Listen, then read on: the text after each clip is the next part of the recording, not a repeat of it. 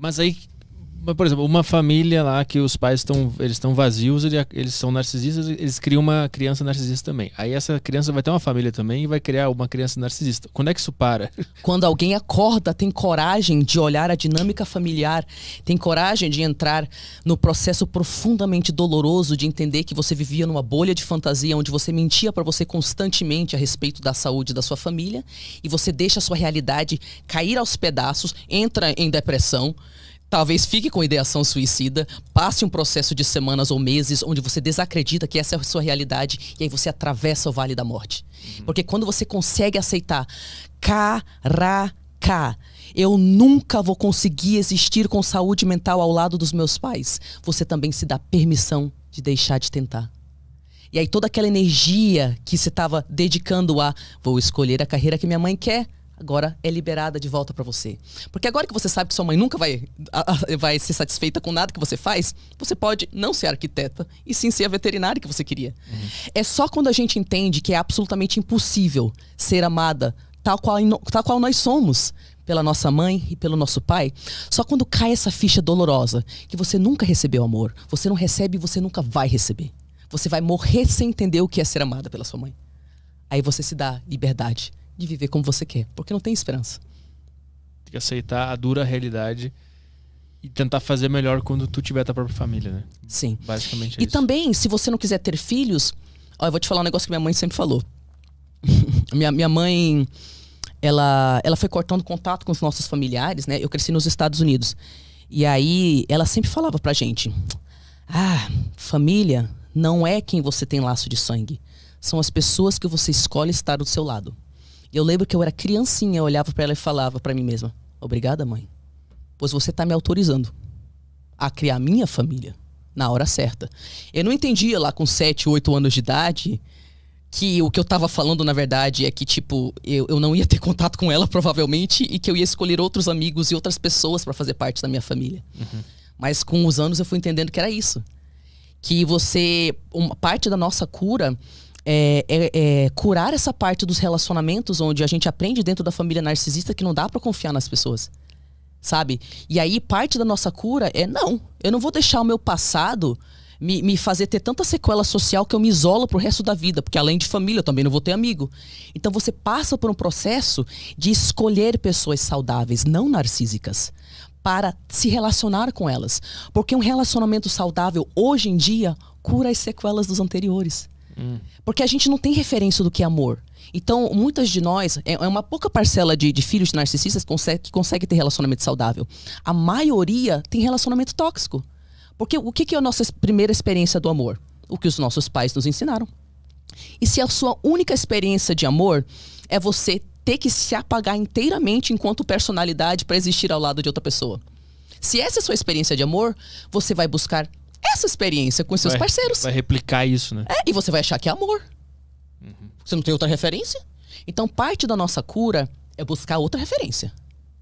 Buscar e criar outra referência. Porque você consegue provar para si mesma que não é porque você não teve referência durante a formação da sua personalidade que agora você não pode experimentar nada pro resto da sua vida. É muito importante a gente não deixar a nossa família nos destruir. Quando a pessoa entende que ela viveu numa família desestruturada assim, ela não pode acabar caindo em um outro extremo, que é ficar culpando a família para sempre? Com certeza! Aliás, isso acontece com frequência. Vamos lá, que bom que você mencionou isso aí. Eu digo o seguinte, tem umas etapas aí de evolução, né? E a gente pode ficar presa numa dessas etapas. Então, para uma pessoa... Ontem mesmo eu estava com uma paciente que ela entrou em contato assim, Tari, eu acho que eu tenho uns traços narcisistas e tal. E eu já conheci essa pessoa de anos atrás. Eu fiquei, essa pessoa não é narcisista, ela tá confundindo o rolê. E o que ela tava confundindo? Quando você passa anos da sua vida, nunca falando não, aceitando tudo. E não é que todo filho de narcisista é assim, não. Filho de narcisista também pode ser o narcisista da história, tá? Mas para algumas pessoas, você passa a vida inteira nunca falando não. Sentindo ressentimento de tudo, porque você sempre assume mais responsabilidade do que deve. Mas você não sabe falar não, você é uma boazinha patológica. E aí finalmente cai a sua ficha que você estava sendo uma não identidade, uma não pessoa, deixando todo mundo passar por cima de você. E aí, sair desse momento de passividade e entrar no momento de pois eu vou agora colocar limite, todo mundo vai me respeitar. Claro que é um negócio agressivo, mas se você sai desse primeiro momento, é positivo você entrar nesse segundo momento. No entanto, o que acontece com alguns filhos de narcisistas? Eles ficam no segundo momento. Porque existe um terceiro momento, que a gente deve almejar o terceiro momento. O terceiro momento é quando você consegue identificar as suas necessidades, consegue expressá-las com neutralidade, consegue falar não para as pessoas e não precisa sair dando voadora na cara dos outros. Só que você tem que aprender essa habilidade. O que muitos filhos de narcisistas fazem é, eles percebem, caraca, minha família foi tóxica. É sua culpa, mãe. É sua culpa, pai. É por causa de você que eu sou dependente químico, que não tenho dependência financeira, que não tenho dependência emocional. E aí eles estão realmente certos no sentido de que eles foram vítimas. Toda criança é vítima, porque você não controla nada. Mas eles também são responsáveis pela mudança. A coisa mais dolorosa para filho de narcisista é entender que você não criou seus problemas mentais, mas você vai ter que consertá-los. Porque sua mãe e seu pai, eles não querem saber. E eles não têm capacidade de te ajudar. Então é muito difícil você tipo no meu caso, eu não fui pra escola depois de uma certa idade. Eu tive que terminar o primeiro grau lá com 20 e poucos. Entendeu? E depois fazer faculdade e tal, por causa das questões da minha mãe. Tipo, eu podia ter ficado numa eterna posição de eu não acredito que você fez isso comigo. Você me privou disso, daquilo outro. Só que como isso é um caminho de cura? Como que isso é um caminho de cura? Inclusive, por que é legal você mencionar isso? Narcisistas ficam aí. Aí é assim que filhos de narcisistas se tornam narcísicos. Fica culpando a família pra sempre pelos seus fracassos. Isso, porque o que é o narcisismo? O narcisismo é eu me lasquei quando eu era criança e agora o mundo vai pagar. Não interessa se você me lascou. Eu decido que o mundo é meu inimigo. Então, filhos de narcisistas que se identificam com essa posição de foi sua culpa e não transcendem para a terceira posição onde, tá, entendi que eu fui uma vítima, mas agora é minha responsabilidade me curar, eles se tornam narcísicos. Seria a fase do perdão? Saber perdoar a família. Vamos falar sobre essa palavra, perdão, porque essa palavra gera fortes gatilhos. Fortes gatilhos na comunidade de filhos de narcisistas. E eu vou explicar por quê, mas também vou validar o que você falou. Quando filhos de narcisistas buscam terapeutas, isso está mudando, tá? Porque agora tem muita informação na internet. Mas até 2 anos atrás, quando filhos de narcisistas buscavam psicólogos formados, com diploma, tudo certinho, os psicólogos não tinham conhecimento do transtorno de personalidade narcisista, porque não se estuda isso na faculdade. Então, a nossa formação não faz com que o psicólogo que saia da faculdade tenha o mínimo entendimento para tratar filho de narcisista. Então, você busca terapeuta, como eu busquei, e 3 terapeutas, o que eles fazem? Eles invalidam o filho.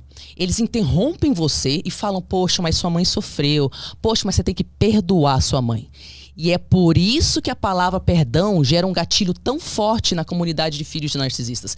Porque eles vão para a terapia para lidar com as sequelas emocionais deles. Eles se abrem para um profissional que, na teoria, é o mais seguro para eles falarem sobre assuntos tabus.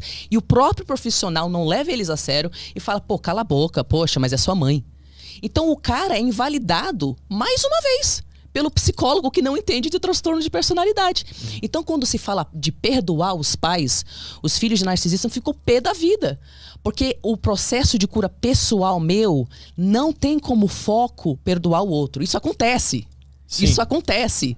Mas tem como foco eu me perdoar. Porque filhos de narcisistas se tratam como lixo do jeito que eles foram tratados. E isso que causa falta de saúde mental. O foco do filho de narcisista é aprender a se perdoar. Como um processo natural de entendimento e amadurecimento, uma hora a gente olha para os nossos pais e entende, caraca, eles não conseguiram fazer melhor. E a partir desse local pode vir um perdão natural. No entanto, não sendo o foco da terapia, também não sendo forçado e também contanto que esse perdão não significar que você é obrigado a ter contato com aquela pessoa. Claro. Porque você pode perdoar uma pessoa sem contato. Não tem nada a ver com outra pessoa. Perdão é um processo interno. Sim. É por isso que eu usei essa palavra, porque eu meio que já entendo o perdão como algo interno, assim. Perfeito. E que existe essa relação. Quando eu perdoo outra pessoa, na verdade eu tô me perdoando por eu ter sofrido tanto por causa daquilo. Assim. Eu já falei a partir desse conceito, assim. Mas entendo perfeito. que pro maioria das pessoas que nunca leram sobre isso, entenda que o perdão é ir lá e falar eu te perdoo por tudo que... Não é exatamente isso. Né? Não é nem um pouco isso, nem um pouco isso. E é muito importante que você tenha trazido esse assunto mesmo, porque as pessoas precisam entender. Não force nunca nenhum filho de narcisista a pensar em perdoar os pais. Sim. No entanto, acontece. Sim. Ok?